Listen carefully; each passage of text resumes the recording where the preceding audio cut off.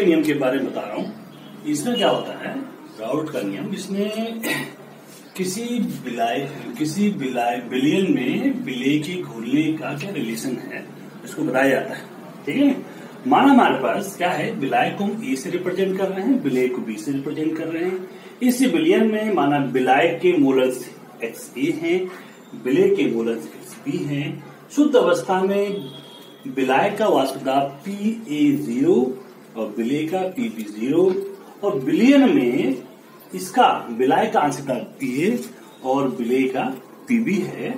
तो इसका आंशिक दाब पी ए बराबर होता है P naught A into X A और पी बी बराबर होगा P naught B into X B. इनके आंशिक दाब हैं, और कुल बिलियन का दाब जो होगा P बराबर P A plus P B, जोड़ें P naught A X A plus P naught B X B, ये बिलियन के कुल दाब है। अब यहां से राउट के नियम की कंडीशन स्टार्ट होती है। पहली स्थिति यह है जब विलेय हमारा क्या है, जब विलेय हमारा वाष्पशील है, विलायक तो है ही है, विलेय वाष्पशील है, उस कंडीशन में क्या होगा, P बराबर P naught A into 1 minus, यानी विलेय के उनका क्या प्रभाव पड़ेगा उस पर ये बता रहे हैं। एक्स ए को 1 माइनस एक्स बी कर देते हैं। आप जानते हो बाइनरी सॉल्यूशन में जो दोनों के मोल फ्रैक्शनों का योग जो है 1 होता है, इससे हम ये लिख सकते हैं प्लस का P naught B X B. अब चाहे एक्स बी को अलग कर देंगे हम यहाँ पर हो जाएगा ये P naught A minus P naught B X B plus P naught A X B plus P naught B X B. X B हम बाहर ले लेते हैं, क्या आ जाएगा पी नॉट ए, हम क्या करें एक्स बी ले लेते हैं, प्लस का एक्स बी बाहर लेते हैं, P naught B minus P naught ए। ये हमारा पहली स्थिति का पहले, ये हमारा रिलेशन होगा। अगली कंडीशन केस 2, जब विलेय हमारा अवाष्पशील है। विलेय क्या है हमारा, अवाष्पशील।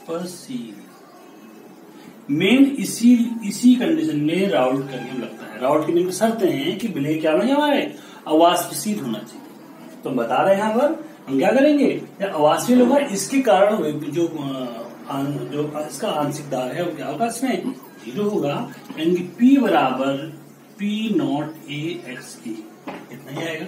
इंपॉर्टेंट है ये, मेन यही है। अब क्या करेंगे, P naught A into 1 minus X B, P बराबर पी नॉट ए माइनस क्या हो जाएगा, P naught A minus P naught A X B. अब क्या करेंगे हम इसको यहां ले आते हैं, यानी कि इस पूरे पोर्शन को मैं इधर ले आता हूं। P naught A X B बराबर पी नॉट ए, पी यहां जाएगा माइनस पी है। ये वाष्प दाब में अवनमन है, कितना वाष्प दाब कम हुआ, और ये हमारा पी हमारा क्या है, हमारा शुद्ध अवस्था में क्या है, इसका ए के द्वारा वाष्प दाब है। अब क्या हो जाएगा यहाँ पर, एक्स बी बराबर हो जाएगा P naught A minus P बट्टे पी नॉट ए। ये क्या है, आपेक्षित वाष्प दाब, अवनमन तो है, वाष्प दाब में अवनमन है, यानी कितना अनुपात है ना उसको, इसे बोलेंगे आपेक्षित वाष्प दाब अवनमन विलेय के मूल प्रभाज के बराबर होता है। मेन हमारा राउट का नियम यही है, जब विलेय वाष्पशील हो तो विलेय का आपेक्षित वाष्प दाब अवनमन विलेय के मूल प्रभाज के बराबर होता है। राउट के नियम की सीमाएं, कहां राउट का नियम लागू नहीं होगा। नंबर 1, राउट का नियम जो होता है केवल तनु विलयन में लागू होता है। नंबर 2, राउट का नियम अवाष्पशील विलेय के लिए लागू होता है, यहाँ बोल लेते हैं हम। नंबर 3, राउट का नियम ऐसे विलेय जो संगुणित हो जाते हैं, जुड़ जाते हैं, डायमर ऐसे बनाते हैं, उनके लिए जहां वियोजित हो जाते हैं, अणु की संख्या बढ़ जाती है, वहां पर राउट का नियम लागू नहीं होता है। ठीक है, आदर्श विलयन वो विलयन होते हैं जो सभी तापों और साम्यता प्रवाह पर राउट के नियम का पालन करते हैं। हमने कहा था पीए बराबर कहा था हमने पी नॉट ए एक्स से विलयन अवयव ए के कारण आंशिक दाब और अवयव बी के कारण आंशिक दाब हमारा ये है। ये राउट के नियम से बराबर होगा। दूसरी बात, जो ना कुल दाब होगा P बराबर PA प्लस PB होगा। दूसरी बात, दोनों को मिलाने पर, दो अवयवों को मिलाने पर आयतन में कोई भी चेंज नहीं होगा। कुल आयतन दोनों के आयतनों के योग के बराबर होगा और दोनों को मिलाने पर कोई भी उनमें ही न ऊष्मा का अवशोषण होगा न ऊष्मा का उत्सर्जन होगा। ये सब चीजें होंगी। एक और बात, इसमें जो A और A अवयव का इंटरमॉलिक्यूलर फोर्स है, PB का जो इंटरमॉलिक्यूलर फोर्स है, ये AB के इंटरमॉलिक्यूलर फोर्स के बराबर होना चाहिए। यानी कि AA intermolecular force BB intermolecular force equal to AB intermolecular force. ये आदर्श विलयन की क्या है, शर्तें हैं, लेकिन आदर्श विलयन होते नहीं, ये पॉसिबल नहीं है। फिर भी कुछ ऐसे विलयन होते हैं जो आदर्श विलयन होते हैं, जैसे N-हेप्टेन और N-हेक्सेन का जो मिश्रण है, इसी प्रकार बेंजीन और टॉलिन का मिक्सचर है, इसी क्लोरो इथेन और ब्रोमो इथेन, इसके भी शर्तें हैं, टिप्स एंड ट्रिक्स है, किनको हम आदर्श विलयन कहेंगे, किनको अनादर्श कहेंगे। हम जब क्लास में हम आमने सामने को तब तुमको बताऊंगा कि ट्रिक्स कैसे हम इसको याद करते हैं। अब मैं आपको अनादर्श विलयन के बारे में बताता हूं। अनादर्श विलयन किसे कहते हैं? सारे विलयन लगभग अनादर्श विलयन होते हैं। कुल दाब दोनों के दाब के बराबर नहीं होगा, पहली बात। ये जो है PA P0 A XA का गुणनफल PA से या तो अधिक होगा या कम होगा, ठीक है। इसी प्रकार PB जो आंशिक दाब है P0 भी XB से ज्यादा होगा कम होगा, ये पॉजिटिव होगा या निगेटिव होगा। इसी प्रकार ये भी एक्सोथर्मिक होगा या एक्सोथर्मिक होगा, एंडोथर्मिक, यानी ये भी पॉजिटिव और निगेटिव होगा। ये इंटरमॉलिक्यूलर फोर्स या इसका ज्यादा होगा या इनका ज्यादा होगा। इसके हिसाब से दो प्रकार के हमारे पास अनादर्श विलयन होते हैं, यानी जो विचलन होता है, आदर्श विलयन जो विचलन होता है दो प्रकार का होता है। नंबर एक होते हैं धनात्मक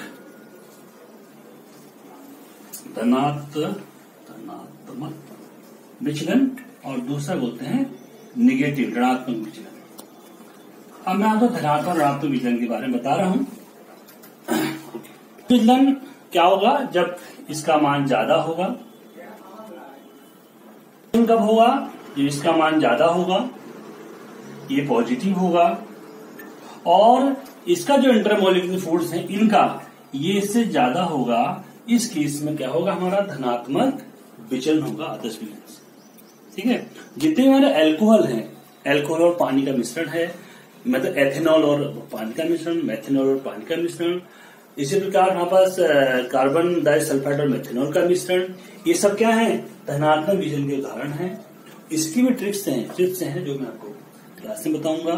अब ऋणात्मक विचलन किसे कहेंगे? जब इसका जस्ट उल्टे हो जाएंगे, यानी कि ये छोटा हो जाएगा, ये निगेटिव हो जाएगा और ये इंटरमॉलिक्यूलर फोर्स इनसे ज्यादा हो जाएगा, उस कंडीशन क्या होगा? हमारा ऋणात्मक विचलन होगा।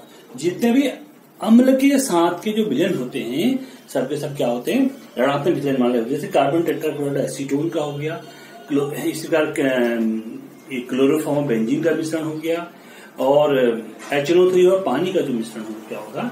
ऋणात्मक विचलन का उदाहरण। तो स्थिर क्वाथी मिश्रण, एजियोट्रोपिक मिश्रण के बारे में बता रहा हूँ।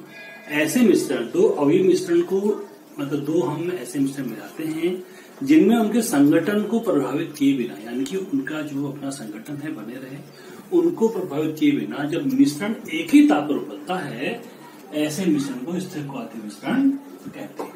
ये मिश्रण जो होते हैं इनको फ्रैक्शनल डिस्टिलेशन से प्रभावी आंसू से अलग नहीं कर सकते। जैसे दो प्रकार के होते हैं, एक होता है उच्च दाब पे निम्न क्वथनांक वाले विलयन, निम्न दाब पे उच्च क्वथनांक वाले विलयन।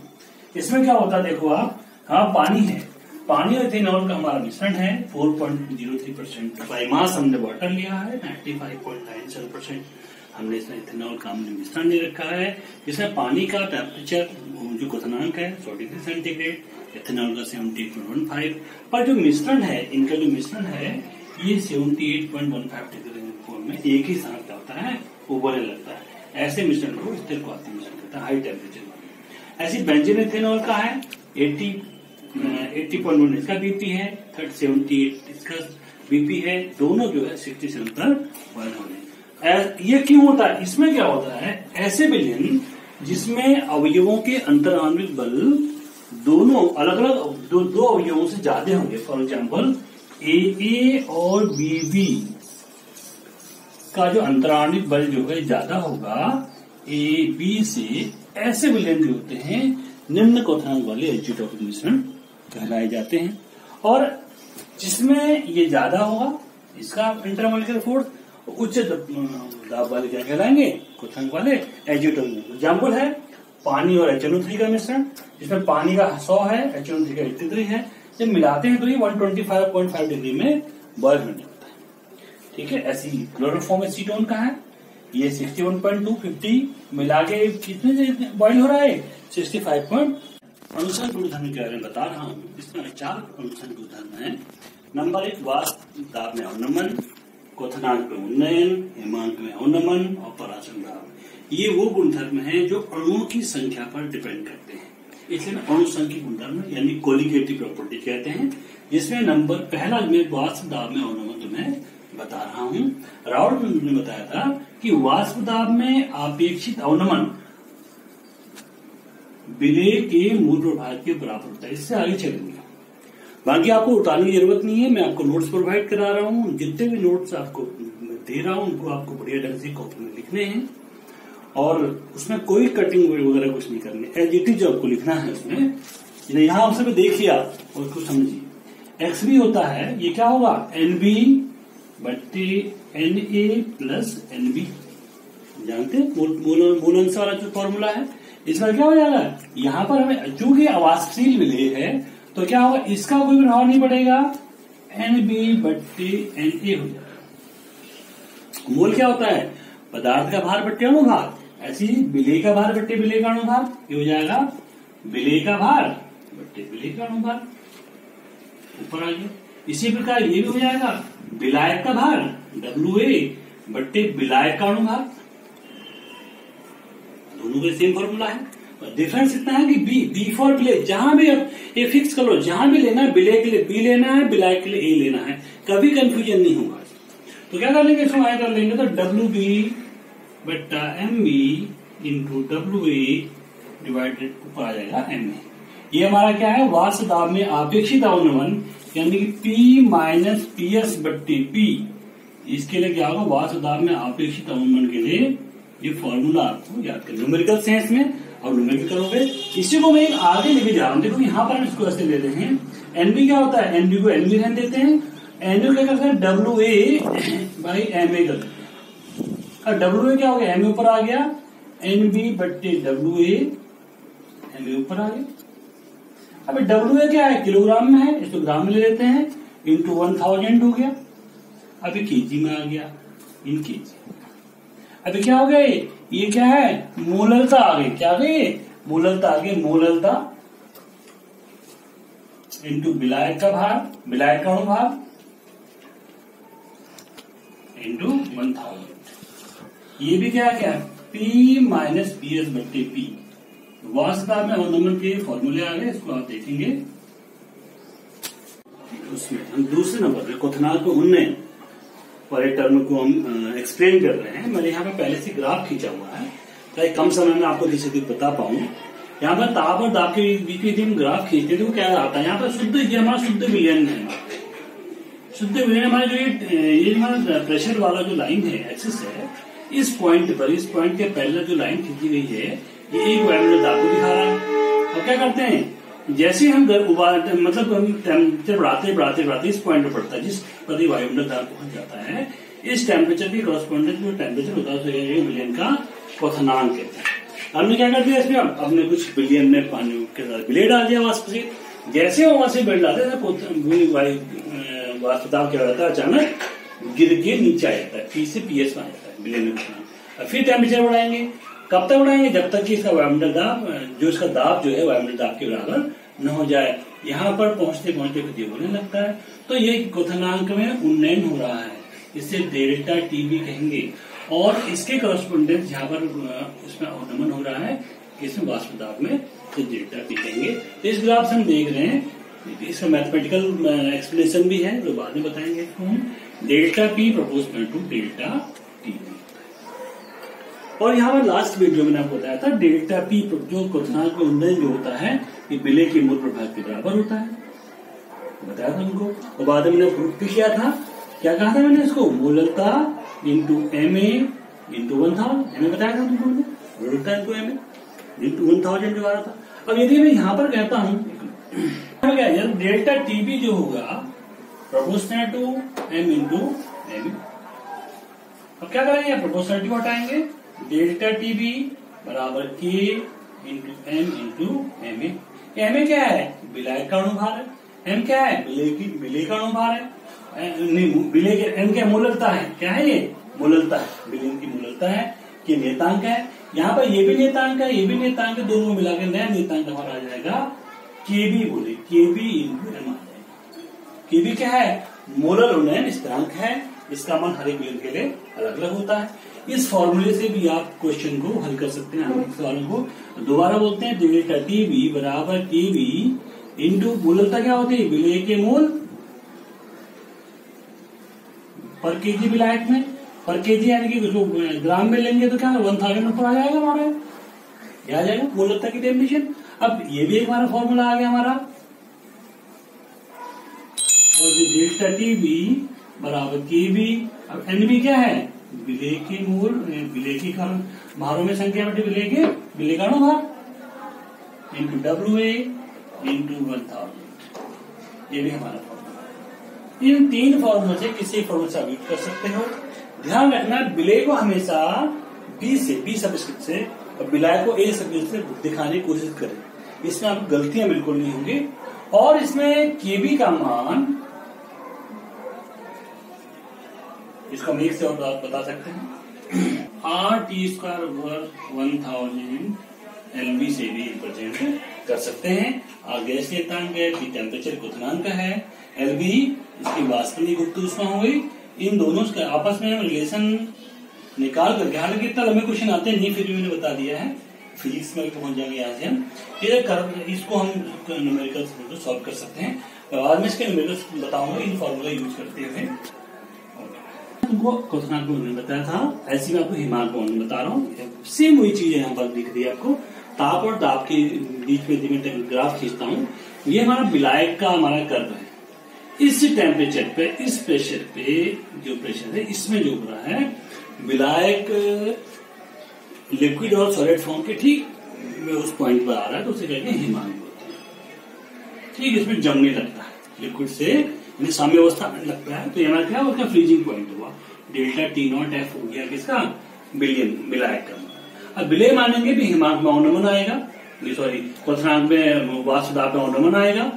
अब क्या करेंगे, फिर हम क्या करेंगे, फिर इसको फ्रीजिंग करेंगे, इसका टेम्परेचर लो करेंगे, हिमांक में अवनमन आएगा, तो इस पॉइंट पर जाकर क्या हो जा रहा है हमारा, ये जमने लगा है। तो ये जो बातें हमने क्वथनांक में देखी थी, सेम हम यहाँ देख रहे हैं। तो delta T F proportional to मूललता, समझिए यहाँ पर आ गए, ठीक है नहीं। मूललता क्या है, जैसे हम वहां बिल्कुल सेम, कोई इसमें चेंज नहीं है। Delta T F equal to, नहीं हम क्या करें, विलेय के मूल प्रभाष, डेल्टा टी एफ ये होगा एक्स बी, मूल के विलेय के मूल प्रभाष के बराबर होगा। और एक्स बी क्या होता है, मैंने जैसे लास्ट में उसमें बताया था, इसमें लास्ट क्वेश्चन वाले में एक्स बी के ऊपर ये बराबर होता है मूललता इंटू एम ए, ये होता है, ठीक है ना। तो इसका क्या हमने proportional to M into M A हो गया हमारा।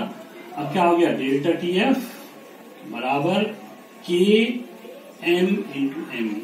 आपको जानते दोबारा बता रहा हूँ, एम ए जो है विलायक का अणुभार है, ये विलेय की मूललता है, ये एक नियतांक है, ये भी चूंकि फिक्स है, ये भी चूंकि फिक्स है, नया नियतांक हो जाएगा delta T F equal to K F, K भी था के एफ हो जाएगा इंटू एम।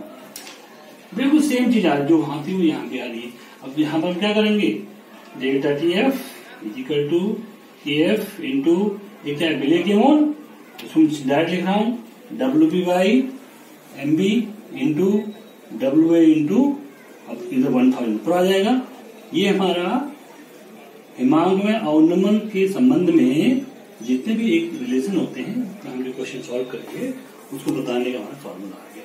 आगे के जो इसके जो फॉर्मूले हैं सेम इसके जैसे हैं, इसको आप खुद कर लीजिएगा। मैं नोट्स आपको इसमें डालूंगा अभी थोड़ी देर में, आप चेक कर लीजिए। प्राशन दाब में आ रहे हैं। प्राशन दाब क्या होता है? प्राशन दाब जब निम्न सांद्रता के दो बिना अलग अलग सांद्रता के विलयन हैं, उनको हमने किसी एक मेथड से अलग कर दिया, जैसे सेमी परमेबल मेम्ब्रेन, अर्ध पारगम्य झिल्ली। इसमें क्या होता है, इस झिल्ली की क्या विशेषता होती है? ये केवल विलायक कणों को जान देता है, विलेय कणों को नहीं जान देता है। ये जितने भी हमारे शरीर के अंदर ये यूरिनरी की जो ब्लैडर होते हैं, जानवरों के होते हैं, उन सब में इसी के जरिए क्या होता है कि फिल्ट्रेशन होता है। और पेड़ पौधों में भी पानी, जब हम पेड़ों में पानी डालते हैं तो जो ऊपर पेड़ों में पानी जाता है वो इसी क्रिया से, प्राशन क्रिया से जाता है। तो ये क्या होता है, अर्धपारगम्य झिल्ली होती है। जब हम किसी दो अलग अलग सांद्रता के विलयन को अर्धपारगम्य झिल्ली से अलग करते हैं तो क्या होता है, निम्न सांद्रता वाले विलयन से उच्च सांद्रता के विलयन को विलायक के कण क्या करते हैं, जाने लगते हैं। इस क्रिया को कहते हैं परासरण कहते हैं। जितने अब कब तक जाएंगे, जब तक दोनों तरफ का सांद्रता क्या हो जाए, बराबर हो जाए। अब हम क्या करेंगे कि वो लगा गया दाब लगा, जहां पर अधिक सांद्रता, वहां जहां की तरफ विलायक कण गए वहां प्रेशर लगा रहे हैं, ताकि वापस जो वापस क्रिया पीछे को आ जाए, विलायक कण पहले वापस आ जाए। तो वो लगाया गया दाब जो उस परासरण क्रिया को रोक ले, परासरण प्रोसेस को होने से रोक ले, लगा के जो बाह्य दाब होता है तो क्या कहेंगे, परासरण दाब कहते हैं। इसको ज्ञात करने की बर्कले हार्डले मेथड है, इसको आप पढ़ेंगे, बुक से पढ़ेंगे। मैं नोट्स भी आपको भेज रहा हूँ, डायग्राम यहाँ पर बनाने में काफी टाइम लगेगा और आप देखेंगे, दिक्कत आएगी तो क्लास में कोई डिस्कस करेंगे। इसके बाद इसमें कुछ जाती है व्युत्क्रम परासरण आता है। यदि हम क्या कर रहे हैं, हम प्रेशर जहां पर विलायक कण तो जा रहे हैं, अब हम क्या कर रहे हैं, मैंने तो बताया था कि निम्न सांद्रता से उच्च सांद्रता तक क्या जा रहा है, विलायक कण जा रहे हैं। हम जरूरत से ज्यादा भी परासरण दाब लगा देते हैं तो उल्टी प्रोसेस होती है, उच्च सांद्रता से निम्न सांद्रता को क्या जाते हैं, विलायक कण जाने लगते हैं। इसे बोलते हैं व्युत्क्रम परासरण। आरओ, जैसे आरओ जो हमारे में आरओ वाटर की जितने सिस्टम लगे हुए इसी प्रोसेस सिद्धांत पर काम करता है। इसमें आता है समपरासारी विलयन। ये दो ऐसे विलयन जो समान, जिसमें अर्धपारगम्य झिल्ली से पृथक करने के बाद भी विलायक कण आपस में इधर अधिक हो जाते से बोलते हैं समपरासारी विलयन। और इसमें आता है एक का अति परासारी, अल्पपरासारी। जिसका परासरण दाब अधिक होता है उसे बोलते हैं अति परासारी, जिसका परासरण दाब कम होता है उसे बोलते हैं अल्पपरासारी विलयन। ये एग्जाम व्युत्क्रम परासरण, समपरासारी, अल्पपरासारी, अतिरिक्त एग्जाम में अक्सर आते हैं, याद करेंगे, काफी एग्जाम में आते हैं। परासरण दाब के नियम बता रहा हूँ, बुक्स में कई सारी चीजें लिखी, शॉर्टकट, बिल्कुल शॉर्टकट बता रहा हूँ कि विलयन का परासरण दाब विलयन की मोलर सांद्रता के समानुपाती होता है और विलयन का परासरण दाब उसका टेम्परेचर की क्या होता है, समानुपाती होता है। ठीक है ना, परासरण दाब विलयन के परम ताप के समानुपाती, विलयन के परम ताप के समानुपाती होता है, समानुपाती होता है। इसमें हालांकि इसमें और बुक में कई सारे शॉर्टकट किससे बता रहा हूँ। परासरण दाब को हम पाई से रिप्रेजेंट कर रहे हैं, यहाँ पर दोनों को मिला दें हम, पाई प्रोपोर्शनल टू परासरण दाब पाई इक्वल टू सी, मिला दिया हमने, प्रोपोर्शनलिटी हटाएंगे नियतांक आएगा, pi equal to S C T बोलते हैं, एस आर सी टी बोल सकते हैं, एस सी टी बोल सकते हैं, दोनों एक ही चीज है। आर का मान 0.0821, जो गैस नियतांक का मात्रक है वही आएगा, आपको पता है, वायुमंडल पर केल्विन पर मोल, वही एस का मान भी है, सेम चीज है। इसे गैस नियंत्रण यहाँ पर विलयन नियतांक बोल रहे हैं यहाँ पर, ठीक हो गया। अब इसे आगे बढ़ते हैं, पाई इक्वल टू क्या होता है यहाँ पर, एस नियतांक हो गया, सी सांद्रता आ गई, सांद्रता को क्या होता है, n/v इंटू टी, एन क्या आता है, एकांक का आयतन में कितने मोल है, सांद्रता हो गया। इसमें आगे बढ़े, एस इक्वल टू मोल क्या होता है पता है, पदार्थ का विलेय का भार बटे विलेय का अणु भार, WB/MB करना, बी में आपको बताया था, इंटू बी इंटू टी, ये हमारा। यहाँ पर ध्यान रहे, टी जो है परमताप है, बी जो है आयतन लीटर में है, इसका ध्यान रखना। लीटर ml में होगा, लीटर में कन्वर्ट करेंगे, 1000 डिवाइड करेंगे, टेम्परेचर होगा उससे आप केल्विन में कन्वर्ट करेंगे, तब जाके से सॉल्व। ठीक थे, परंतु एक दिक्कत आती है इसमें, ऐसे अवास्तविक पदार्थ, ऐसे पदार्थ जो विलयन में क्या हो जाते हैं, वियोजित हो जाते हैं या संगुणित हो जाते हैं, उस प्रक्रिया में ये सारे फेल ये काम नहीं करते हैं। इस कमी को पूरा करने के लिए वॉन टॉप ने गुणांक दिया, इसे वॉन टॉप गुणांक आई कहते हैं। उसने फॉर्मूला लगाया, जैसे हमारे पास NaCl है, ये क्या होगा, Na पॉजिटिव और Cl निगेटिव में कन्वर्ट हो जाएगा, टूट जाएगा। इसी तरह BaCl2, ये क्या होगा, Ba2 positive plus 2Cl negative. आयनों कितनी होगी, 2, यहाँ पे कितनी होगी, 3। तो ये हमारा ओनोसाइन गुणधर्म है। ये मैंने आगे आयनों की, अभी यहाँ पर जो काम एक कर रहा था अभी 2 करेंगे, जो काम यहाँ पर एक कर रहा था अभी 3 करेंगे। तो 1/2 गुणांक है, बाकी मैं क्लास में बताऊंगा डिटेल में। तो 1/2 ने क्या किया, गुणांक आई लगाया, तो इसकी वैल्यू यहाँ पर आई का मान 2 हो जाएगा या 3 हो जाएगा। तो जितने भी हमने फॉर्मूले हमने सीखे थे सब क्या गया, जैसे हमारा डेल्टा TF है, डेल्टा TB हमने कहा था PF M का था, इसके आगे आई लगा। जितने भी ऐसे डेल्टा TF है, I इंटू TB है, यहाँ क्या होगा KF इंटू M लगा। ऐसे हमारा क्या है, P इक्वल टू CST है, यहाँ पर आई लगा।